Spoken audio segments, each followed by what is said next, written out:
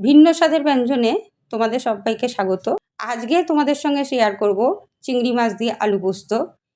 প্রথমেই আমি 250 গ্রাম মতো চিংড়ি মাছ নিয়ে নিয়েছি। দেখো, ভালো করে ধুয়ে নিয়ে পরিষ্কার করে তারপর সামান্য পরিমাণে একটু লবণ আর হলুদ মাখিয়ে নেব। তারপর এটাকে আমি ভেজে নেব।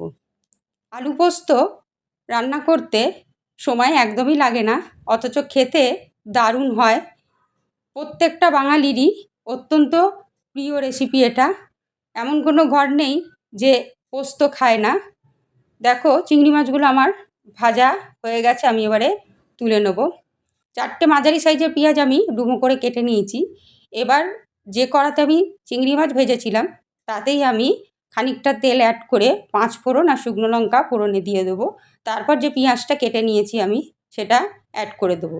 পেঁয়াজটা সামান্য পরিমাণে একটু ভাজা হলে আমি দেখো 500 গ্রাম মতো আলু কেটে এইভাবে রেখে দিয়েছি, সেটা আমি এই পেঁয়াজের মধ্যে অ্যাড করে দেবো। তারপর সামান্য পরিমাণে একটু লবণ আর একটু হলুদ দিয়ে নেব।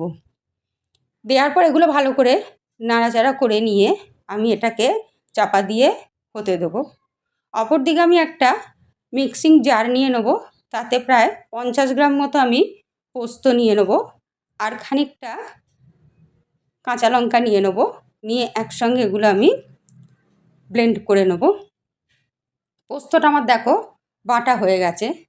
অপর দিকে দেখো আলুটা আমার হয়ে এসছে। এবার সামান্য পরিমাণে একটু আমি এমনি লঙ্কা গুঁড়ো দেবো আর একটু সামান্য কাশ্মীরি লঙ্কা গুঁড়ো দিয়ে ভালো করে আমি এটাকে আবার ওপর নিচ করে নেড়ে চেড়ে আর একটু ঢাকা দিয়ে হতে দেবো।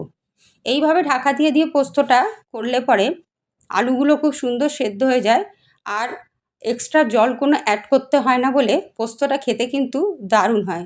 দেখো, আলু আমার সেদ্ধ মোটামুটি হয়ে গেছে। এবার যে চিংড়ি মাছগুলো ভেজে রেখেছিলাম সেগুলোর মধ্যে অ্যাড করে দিয়ে আবার ভালো করে নেড়ে ছেড়ে দেবো।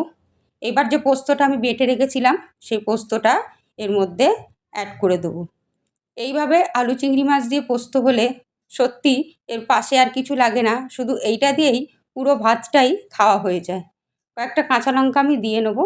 সামান্য পরিমাণে লবণ আরেকটু আমি অ্যাড করব, তবে লবণের পরিমাণটা তোমরা সম্পূর্ণ তোমাদের স্বাদ মতো দিও। এবার খানিকটা কাঁচা সর্ষের তেল ওপর থেকে আমি ছড়িয়ে দিয়ে ভালো করে এটাগুলোকে সব মিশিয়ে নিয়ে আবার আমি একটু চাপা দিয়ে হতে দেবো। বন্ধুরা, আমার রেসিপিগুলো তোমাদের যদি ভালো লাগে অবশ্যই লাইক শেয়ার করো আর আমার চ্যানেলটাকে সাবস্ক্রাইব করতে ভুলো না কিন্তু। আমার যারা নতুন বন্ধুরা তারা যদি আমার রেসিপি ভালো লাগে তাদের অবশ্যই লাইক শেয়ার করো, চ্যানেলটাকে সাবস্ক্রাইব করো। ধন্যবাদ।